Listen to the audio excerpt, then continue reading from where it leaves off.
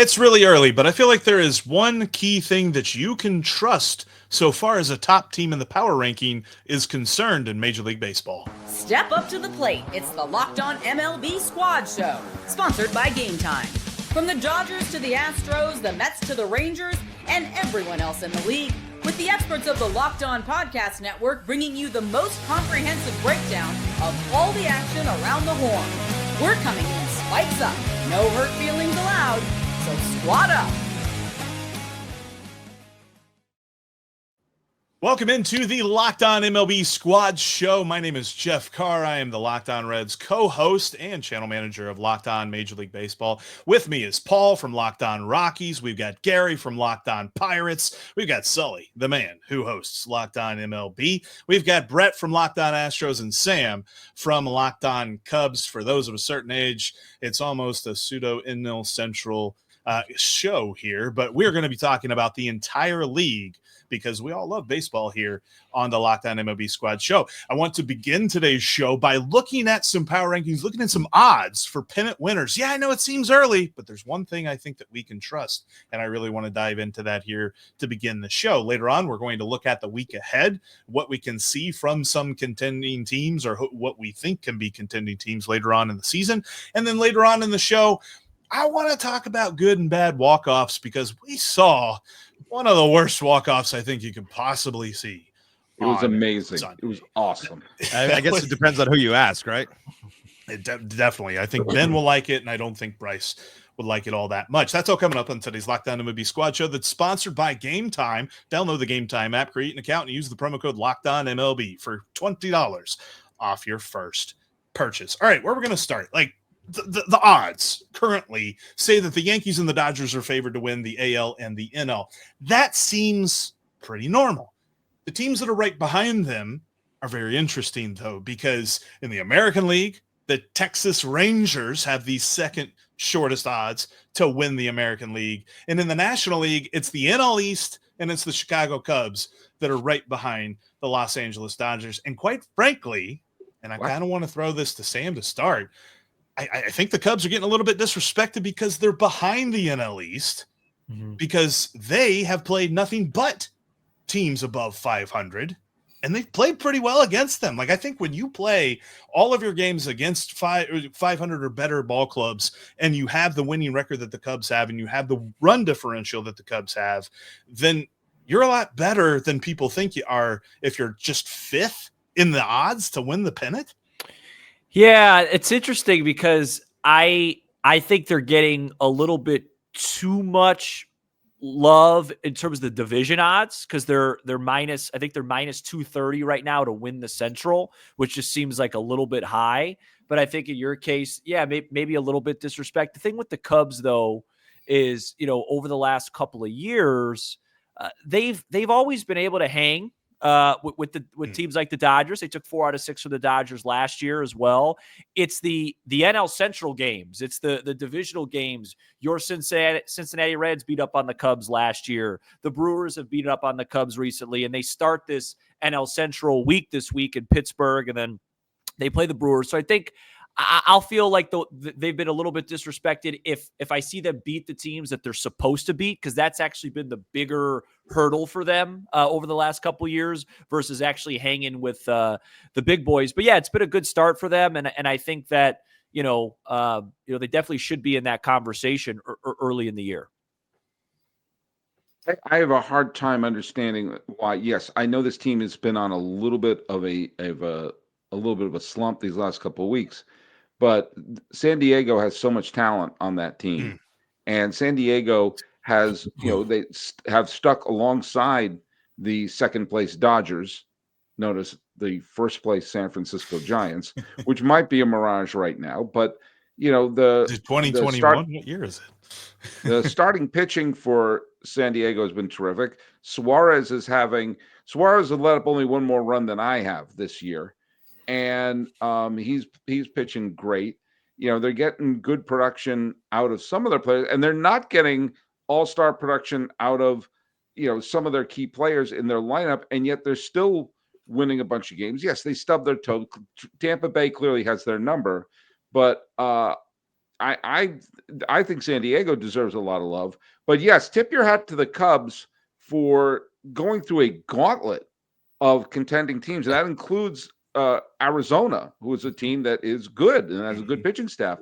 They have a winning record against the Cubbies have a winning record against Arizona. They have, I believe, they have a winning record against San Diego.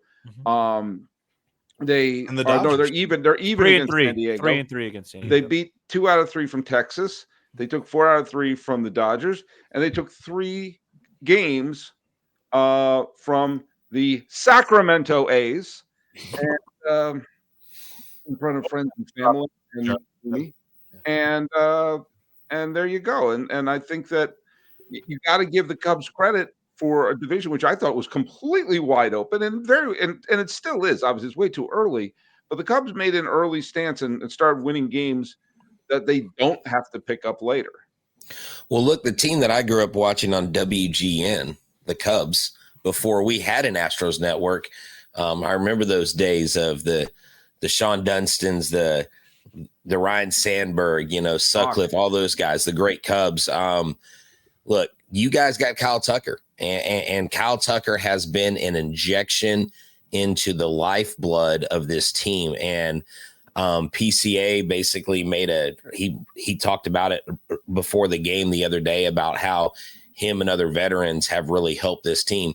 And that's what you need.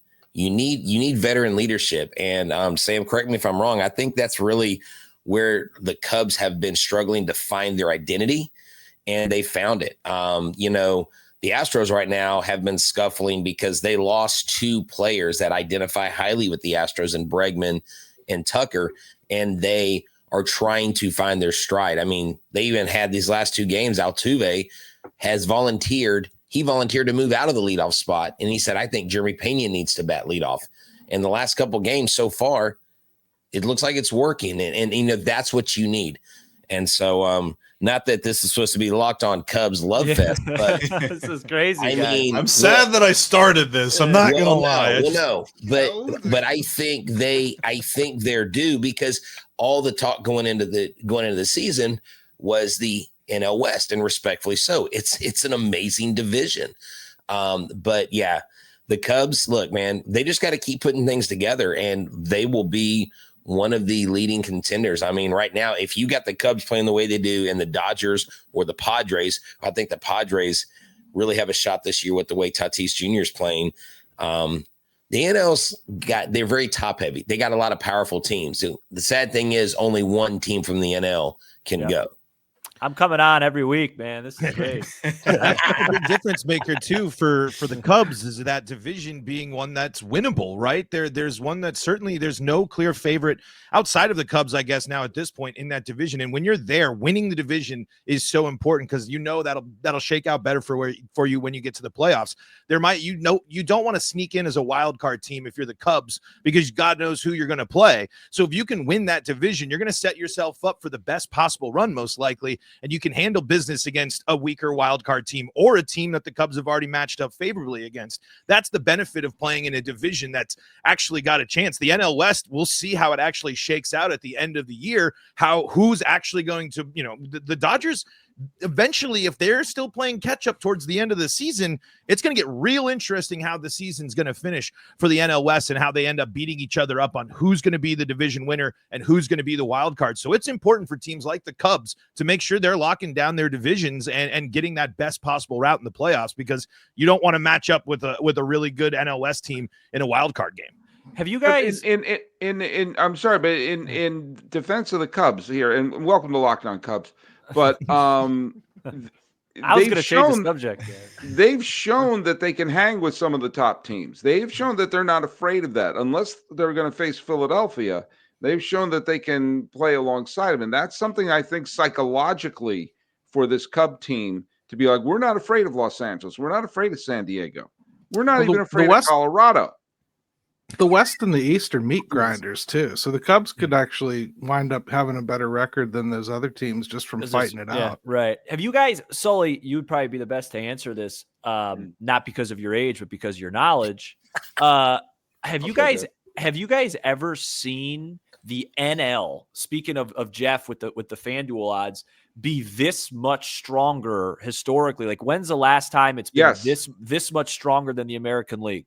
Yeah, well, I'm going to say 2015, when you had the Pirates and the Cubs and St. Louis were the three best teams in baseball, and you also had Los Angeles, where they had Kershaw and Greinke, and the team that wound up going to the World Series were the Mets, who were pretty stacked, and Kansas City, who were a good, solid team, but they were the best team in the American League that year. You had the Yankees were a wild card team. The Red Sox were playing golf.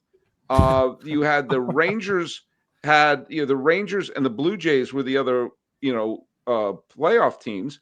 None of those teams were bad, but the superstars were all in the National League. And I'm sure if I dig back, I could come up with a couple of more years kind of like that. But the fact of the matter is, in 2015, the National League was really top heavy and better than the American League. So naturally, the Royals won the World Series. I definitely want to dig in a little bit more on the National League versus the American League right here, but also why the Pirates might have something to say about how much we love this Cubs team right now coming up next.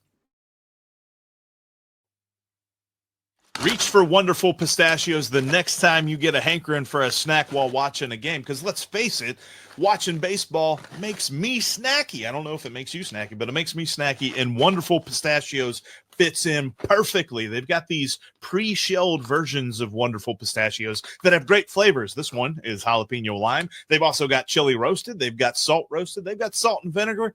Even got smokehouse barbecue, and all these wonderful flavors come with some great statistics like the protein. The protein is absolutely fantastic. In every serving, they've got 6 grams of protein.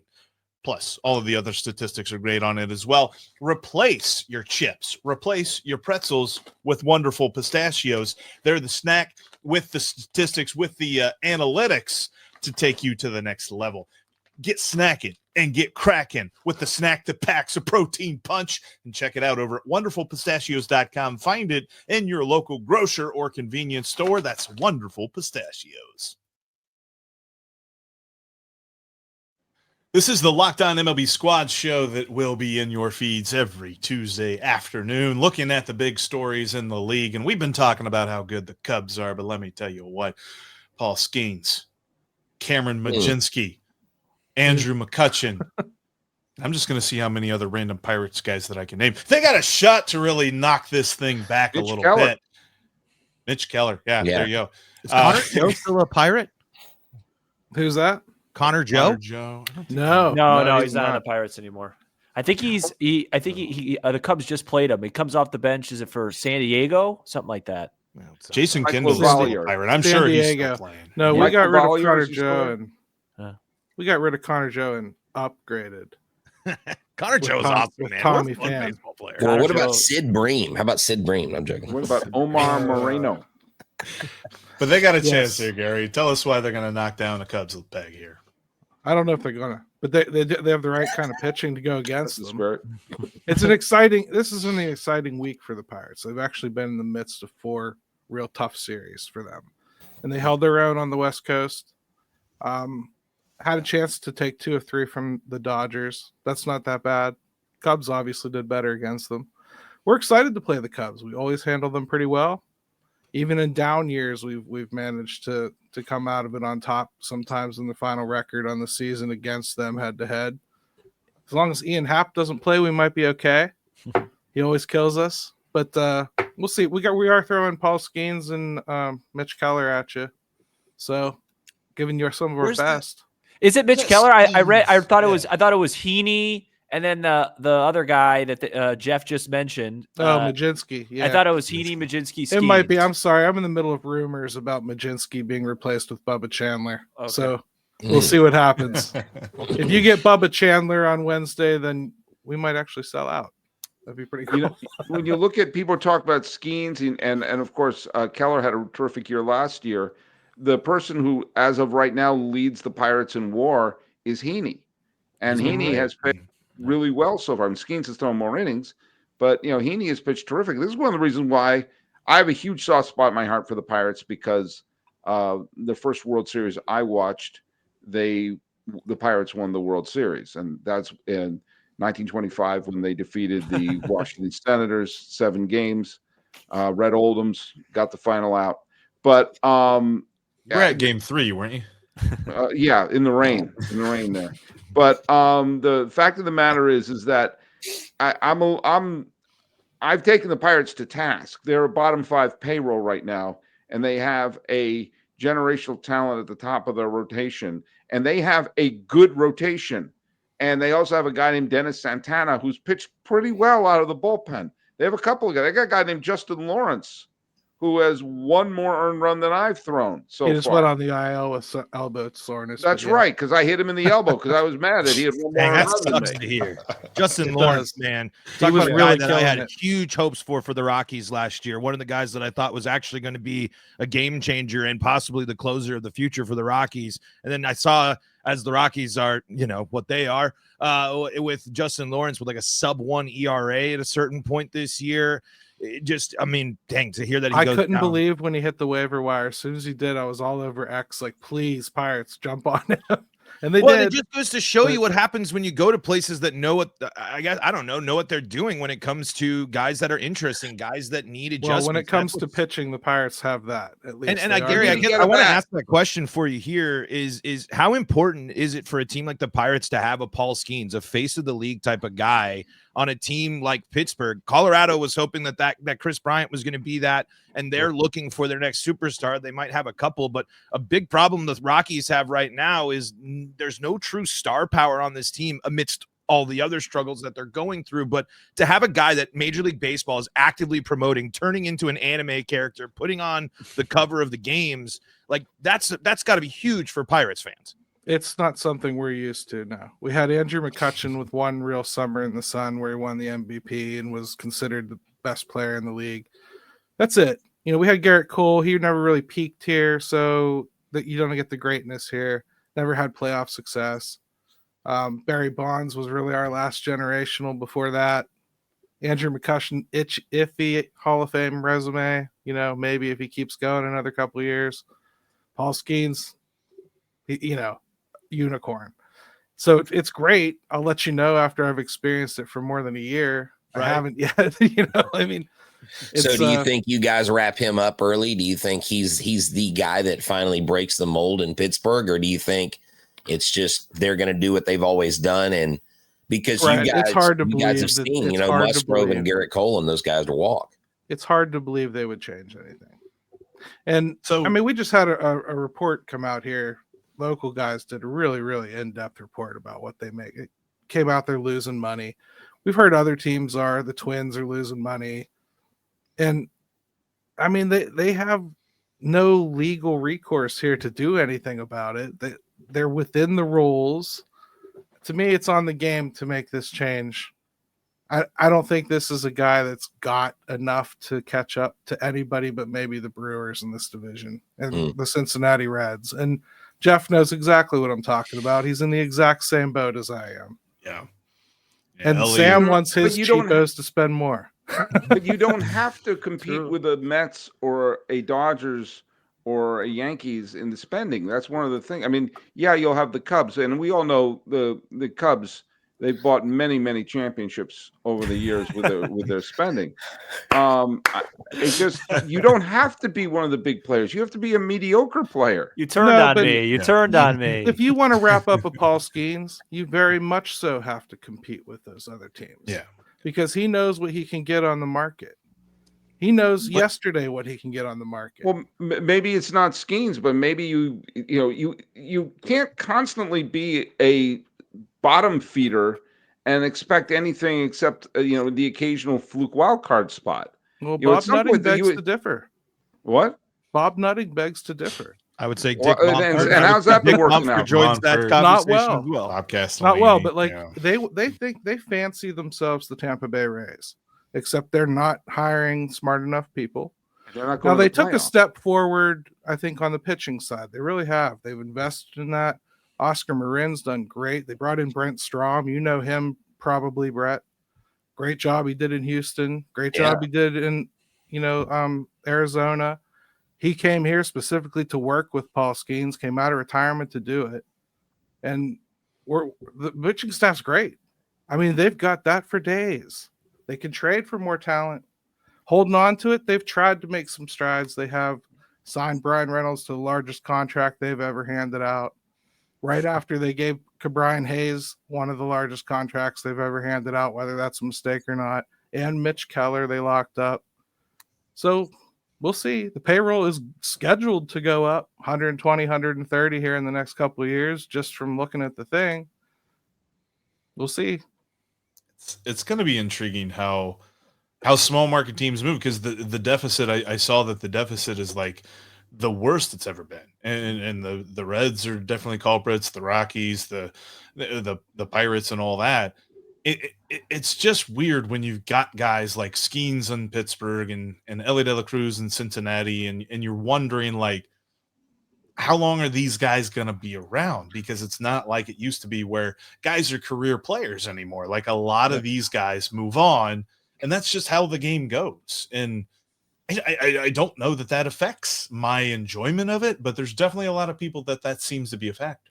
Well, it gets annoying. And the NL Central is so enabling for Tom Ricketts and the Cubs, because the Reds don't spend, the Pirates don't spend, the Brewers don't spend. I think the only thing the Cardinals did the entire offseason was get Phil Maton this year.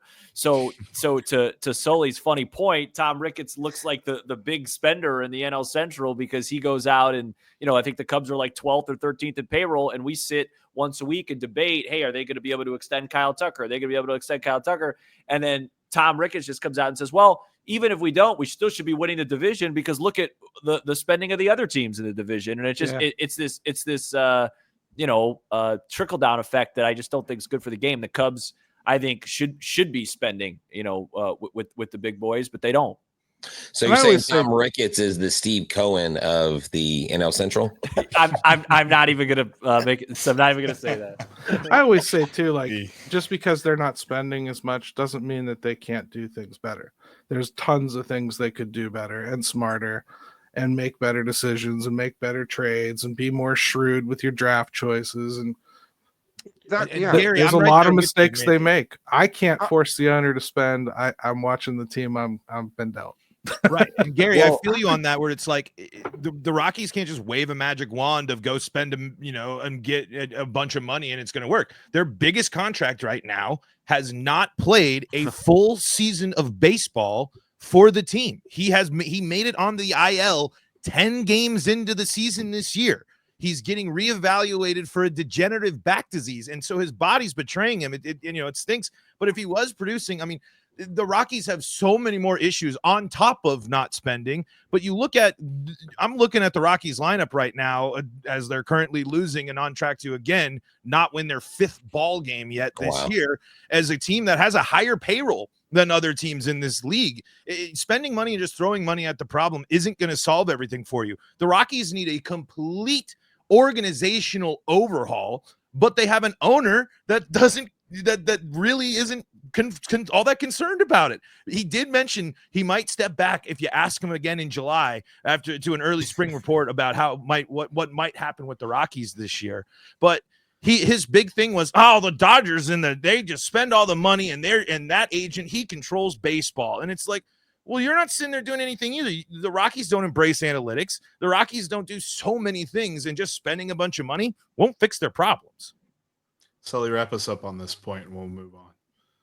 I think one of the biggest things that the Pirates and the Rockies have to do is draft better. I mean, how many early draft picks have they whiffed on? If you brought up a bunch of players and suddenly, Coors Field, when it's packed, is rocking. PNC in when they were in the play, they played that wild card game in 2013 and certainly down the stretch in 2015. That's one of the most exciting places to watch a baseball game. And if you bring up a young team, have the fans show up and show a reason to do that, then great. But this is Paul Skeens' 2nd year, and people are already thinking, so do you think he's going to be a Met or a Dodger? What do you think? People are already going on Photoshop, to put him in a Red Sox uniform.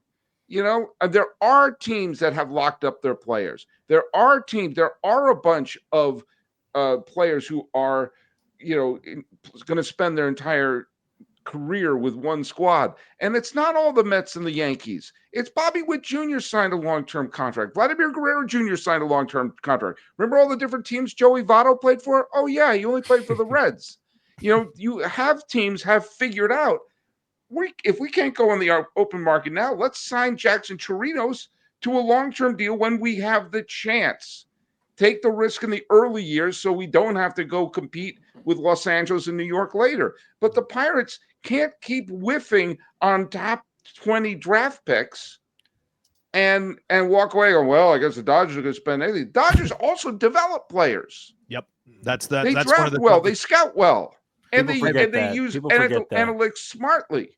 And that's where the Dodgers have that ultimate next man up lineup right there. They are just so good at it doesn't matter who's on the field. They just seem to have the best possible option. Well, the president's from the Rays. They got Rays analytics with Dodger money. And in the Astros, if you look across the league at homegrown talent, the Astros are constantly at the top of the league with guys that have come out. And I mean, Hunter Brown is a top 5 Cy Young candidate early on. He went to Wright State. He was what, 4th or 5th round guy. He wasn't even. I mean, yeah, he was good, but man, he had the stuff, and it's the way they look at players. So yeah, and hoping you guys can bring somebody in, because that has. I mean, we've been through some really like big losing seasons, but man, to not even have 5 yet, that's got to be rough, man. Yeah, it's certainly a blast, I can tell you. So, something we talked about on our last squad show. Would you rather get walked off or blown out? And it was easy. You'd rather get blown out easily. So we saw some interesting walk-offs though on Sunday, and I just want to run through like some of the worst and some of the best that you've seen coming up next. Baseball season is rolling right along, and with the NBA playoffs also going on, FanDuel has a great offer for new users. New users can place a $5 bet, and if it wins, you get $250 in bonus bets.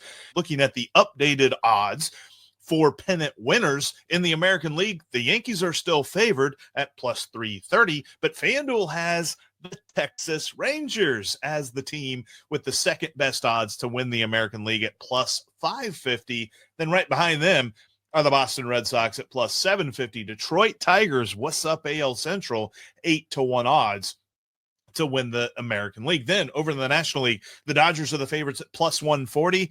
Way behind them are the Mets at 5-1, the Phillies at 6-1, and the Braves at 8-1. Yeah, those are your only teams with better than 10-1 odds to win the National League. That's over on FanDuel. Like I mentioned, new users can place a $5 bet, and if it wins, you get $250 in bonus bets. FanDuel is the official sports book of Locked On. Rolling right along with this Locked On MLB Squad show. Remember, you can always check out Sully on the daily version of the Locked On MLB show, and you can check out Locked On MLB Game Night every single game, every single night on the Locked On MLB channel. Make sure you check those out today. I want to wrap up today's show by kind of discussing walk-offs, because disgusted was Bryce Patrick on Sunday whenever the Rangers got walked off because of the Little League home run. There's definitely been some very bad walk-off losses for teams in years past. We've had balk-offs, we've had dropped pop flies, all sorts of bad stuff. I know, Brett, you know a little bit about drop pop flies to walk off a ball game. Yes. It's a heart-wrenching thing. And then when you really sit down and you think about it, you're like, wait a minute. That's the reason. That's why we lost. Yeah, exactly. So I don't know. I mean, I fortunately have not been a part of many walk-offs for the opponent because I've pretty much watched my baseball in Houston. But the two that I remember the most, that I was at both of them, Chris Burke's walk-off NLDS against the Braves, when we finally exercised that demon of beating the Braves to win the NLDS. And then Yordan Alvarez's famous home run to right field off of Robbie Ray against the Mariners, and let me tell you, whenever Jose Altuve struck out 2 batters before, I was like, okay, if he strikes out, like, we're done. If Jose Altuve can't hit a ball and walk off, and then I was like, wait, we got Yordan on deck. And that's when Hensley got the famous walk. And then boom. I mean, actually, Hensley got the walk. Pena, I think, hit the ball. So boom, he gets up, wins the ball game, walk off. And walk-offs are fun.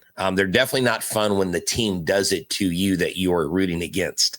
So I would like to hear, do y'all have any bad experiences with walk-offs? Have you guys seen them in person? Sure. Let me read you from the great Thomas Harding's Who Stood Out, What We Learned from Rockies 2024 season on MLB.com. No lead was safe. Colorado set an MLB record by blowing 6 leads of 5 or more runs in the 9th inning or later. To name a couple, there was a 7-run meltdown marked by a disputed check swing and a home loss to the Dodgers, and a 4-run blown lead in the 11th inning of a loss at Oakland. Yeah. Last year, this year, doesn't matter. The Rockies never a lead safe at home. But on the plus side, I've seen 3 very cool walk-off home runs in my life. Nolan Arenado hitting for the cycle, Carlos Gonzalez hitting for the cycle, and Todd Helton starting Rocktober off with one of the greatest home runs in Rockies history. Cargo's walk-off cycles against the Cubs, I think. Yeah, well, yeah, yep, exactly. And it was a blast. First pitch, hits it all the way up there. I remember Carlos Gonzalez, one of the most underrated baseball players of all time. Wasn't a Hall of Famer, but was a legend in our eyes. But Cub killer. Anyway, I have seen my fair share of painful losses, and the Rockies find new ways to lose the ball game pretty frequently. Paul, you just explained how we got Justin Lawrence.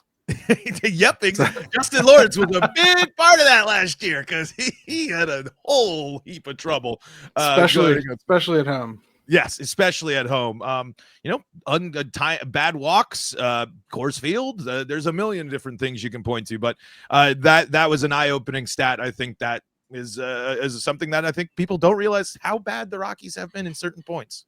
I think the 2 that would stick out to me of recent Cubs memory would be positive was Sunday Night Baseball 2018. I don't know if you guys remember that. Cubs Nationals, David Bodie hit a grand slam. They were down 3-0. It was off Ryan Matson, bases loaded, 2 outs. That's pretty much like what you dream of as a kid. Down 3, bases loaded, walk off.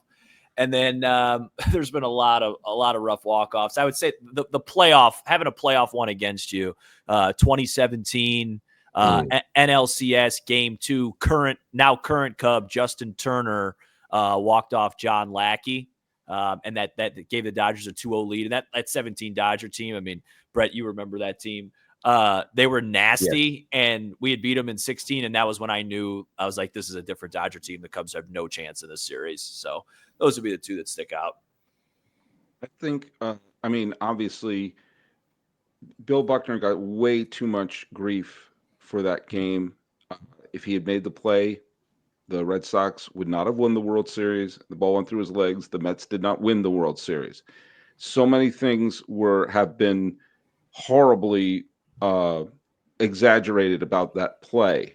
When I went to bed crying that night, I was thinking about the wild pitch that tied the game. I was not thinking about Buckner. And poor Buckner, who had a borderline Hall of Fame career, was defined by that. I will tell you that watching, it's not a Red Sox game, but I was in New York City at a bar that doesn't exist anymore, called the Ye Olde Triple Inn, which was a great comedy place in New York. And the show would not start until Game 6 of the 1999 National League Championship Series was over. The Yankees had already clinched. They beat the Red Sox. And the thought was there was going to be a Subway Series. And the Mets had come back. They were down 5-0. And it was an amazing game, an incredible game. And the Braves rallied in the 10th to tie it again. And then Kenny Rogers with 2 outs. Oh, no, there's 1 out. Sorry, 1 out, and the base is loaded. Walked Andrew Jones. And the absolute deflation in that bar when he walked Andrew Jones of like, that's how this game ends? That the season's on the line. throw it, lob it down the middle of the plate. The worst thing that happens is Andrew Jones hits a walk-off grand slam. But at least or he could pop up, or he could ground out, or someone could make a great catch. And just walking him with the bases loaded with the pennant on the line was so stupid. But it's not the most stupid ending I've ever seen. I watched an Angels-A's game, I believe it was 2005 or 2006. And Francisco Rodriguez was the closer for the Angels at the time. I don't know if they played in Los Angeles or Anaheim at the time, but there was a runner on third, bottom of the ninth of a tie game, and he didn't get a call. He thought he got a strike. He didn't get a call. And so the catcher threw the ball back, and he just kind of held up his hand to catch the ball, but was still staring at the umpire as if to say, you blew that call, right? And he missed the ball being thrown back by the catcher, and the runner from third base scampered home to win the game. So he put a priority over, I'm just going to show you how cool I am, be nonchalant while staring you down, and A's win. That was the stupidest walk-off I've ever seen in my life. Gary, do you remember Cubs Pirates 2015, Gregory Polanco at Wrigley? It was bases loaded, 1 out, tie game, and like Matt Caesar had it was a pop-up into short right field, and Starlin Castro was at third, but he wasn't going to tag. He had no chance of scoring. Right. It was really shallow, and Polanco just wiped out. He was right under it, and he just fell. It's the most famous GIF in Pittsburgh. Yeah, we call it the baby giraffe because that's what he looked like. Yeah. So you remember that? Yeah. Oh, yeah. He tripped all over the place. Looked like a spider learning to walk. That was crazy. That was a wild one. We had a good walk-off against you, actually, at home. I'm sure you did. Park, Neil Walker. Neil Walker. Day in 2015. Cub killer. Over the Clemente wall to win 2-1. And then we have the best walk-off ever. Bill Mazeroski, 1960. Yep. October 13th every year, we get together at the old Forbes Field wall and listen to the broadcast. But do you know what, Gary? I'll tell you something about the Mazeroski homer. It is an all-time great moment. And I would argue it was the second most dramatic home run in that game, because the 3-run homer that third string catcher Hal Smith hit a 3-run home run in the bottom of the 8th. The Pirates were losing with 2 outs. He hit a 3-run home run that gave the Pirates the lead. And if you listen to the radio broadcast, and I know you have, Gary, the announcer, I don't remember who the announcer was. Forgive me. I'll just say Bob Prince, was just saying, oh, my goodness, this Hal Smith's home run, one of the greatest, most dramatic moments in the history of baseball.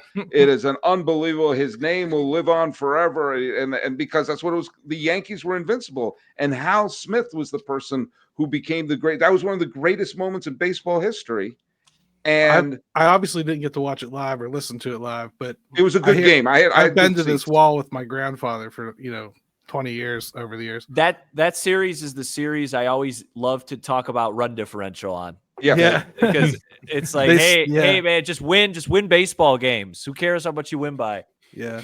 My mother grew up a big Yankee fan in Bridgeport, Connecticut, and every Yankee fan I met from my mother's generation, you do not bring up Bill Mazeroski's name. They don't care how many titles they won. They're bitter that they clubbed the snot out of the Pirates the entire series. And 1 home run meant that Casey Stengel's final year as manager ended in the Game 7 walk-off. And that was, if you haven't listened to that game or watched the broadcast that they did on MLB Network, you got to do it. It is before Mazeroski came up. It is an unbelievable game. And, it is. And then, of course, it has the great, obviously, the Mazeroski homer is one of the great moments in baseball history. I'm using a little hyperbole in saying it wasn't the most dramatic hit. But the Hal Smith hit there was more on the line. They were down with like 4 outs to go. And Mazeroski was a leadoff with the game tied. So anyway, it's a great game. Every once in a while, listen to some great old games or watch some old great games on YouTube. A great deep dive is watch the entire 1980 National League Championship Series between the Astros and the Phillies. And I'll say it, that's the greatest postseason series ever played. the 1980 National League Championship Series, both on AstroTurf, both in circular parks, doesn't matter. Playoff baseball never got better than that series. And obviously Brett left when I mentioned that because the Astros twice had a chance to clinch the pennant, and there you go. He had to jump for a live show. I'll defend him on that one. But no, I think that's a great spot for us in today's Locked On MLB Squad show. Thank you so much for checking out our league-wide talk every Tuesday afternoon. We will be back with a cast of characters from the Locked On MLB channel as we love covering this baseball season all year.